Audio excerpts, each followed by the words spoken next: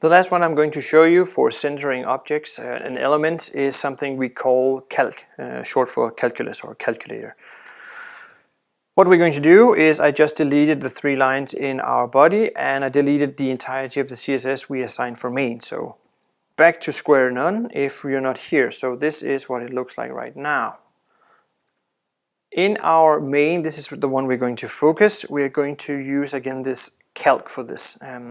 First things we're going to create a background color. So background color, I think I should remember this by now. So the greenish color. I want to use something called position, and absolute. This is just telling the system that I'm resetting. I can actually click save, see what happens. So now you can see it only turns the background behind it to this gray, but using position absolute tells the system that now we're forcing the position of our element to be at where we want it to be. So it's not relating to other objects and elements, it's only relating to, for example, the web page. So if I set it to 200 pixels from the left and 200 pixels from the top, it would start around here. And if I scrolled, if I could scroll, it would stay here. Compared to a normal, when I scroll, it will go out of the picture. So we can use position absolute to sticky something. So I can just try saying top 10 pixels, left 10 pixels. So let's see what happens. So I can't scroll really now, but you can see it moved a little bit now, but we can actually make it fixed for this. But in our case, we only want to use left. So like so, we want to give it 50. We want to give it 50 pixels from the left. So we only want this much on the side of our design to be a actual empty area. So this will be where it needs to calculate. What we needed to do is we need to make this green one go all the way over here and only have 50 on the other side as well. So 50 pixels on each side, no matter how big this browser is. So it's a little bit different from the other one.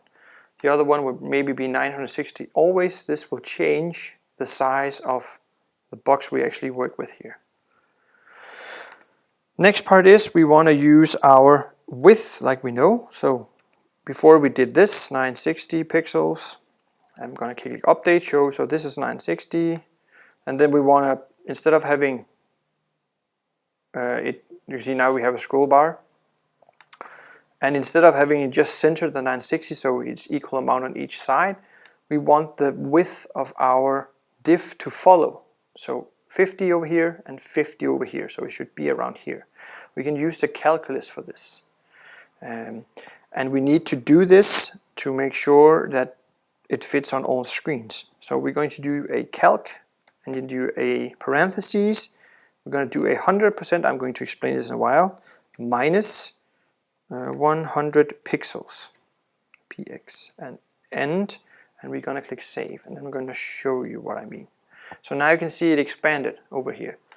I can do this, and now it follows. And I'm going to quickly go do a inspect here and scroll all the way down here. So it doesn't actually say anything here, but no matter what we do, it follows with 50 pixels. There's a tiny little problem I'm going to show you with this we need to fix. But right now this scales alongside the browser. So this is another way if you need your design to be easily and more responsive to different computers. There's a problem with using this calc here, because right now we are setting 50 on the left side. Then we're using a calculus, we're saying the width of the green area should actually be 100%. So actually from here and all the way to over here. That would make it 100%. So we're telling it move it 50 in from left, then we do 100%, and then we're actually minusing 100. But we have to subtract our 50 up here. So this is why it's only moving this 50 over here, because we already have 50 over here. So it's a bit nerdy, or it's very mathematical, but we are just subtracting the 2. So if I had to increase this for, I need 100, let's just take the other with 100. You can see now, oh god, it just messed everything up. So now I actually need to add more to this for it to fit. So now I just double the number. Basically, you can just remember, if this is 100, this needs to be 200. If this is 200, this needs to be 400. It has to be the same amount. So that's one way of doing this.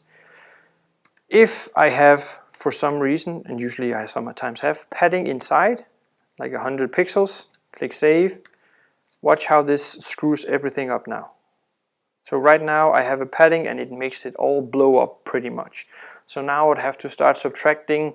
Oh god, I need new subtraction. This makes it really stupid, and why do I want to use Calc now? We can just use the same thing we used before with box, sizing, border, box. Whoops, that's not the right one. Border, box. There we go. And the correct ending. So now we're telling it, screw you, you can't expand on this one. So now it expands alongside. I just removed the colors because I made a small change, an error. But using this border box, telling it the system you can't expand on the max width right here. So you can't screw around with this. These are set right now. So that's why we're using this border box here. So those are the 3 different ways you can center things. I would recommend using one of the 2 last one. Flexbox is really popular right now. This Calc is getting really popular as well, but it's really up to you. The first one with the margin auto is used less and less right now.